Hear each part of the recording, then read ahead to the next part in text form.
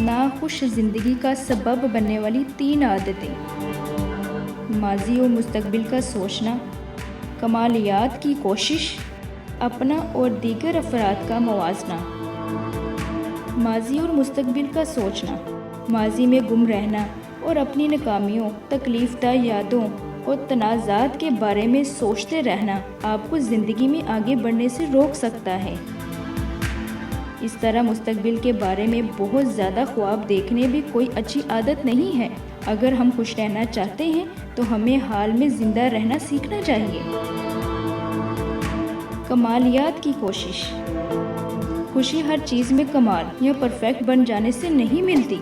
दुनिया में कोई भी चीज़ मुकम्मल नहीं, तो परफेक्शन की कोशिश वक्त और तवानाई के ज़िया से ज़्यादा कुछ नहीं। हर चीज़ में परफेक्ट बनने की कोशिश आपकी हालत काबिल रहम बना देती है। इससे आपका ज़हन भी मुतासिर होता है और खुद एतमादी भी कम हो जाती है। अपना और दीगर अफराद का मवाजना। अपना और दीगर अफराद से मवाजना बदतरीन आदत में से एक है। हम अक्सर मुलाजमतों, घरों, गाड़ियों, रिश्तों, दौलत, कपड़ों और दीगर चीज़ों में खुद का दूसरों से मवाजना करते हैं। इस तरह हम दीगर अफराद की कामयाबी पर अपसेट हो जाते हैं और हसद का भी शिकार हो जाते हैं। ये आदत आपको 100% नाखुश बना देती है।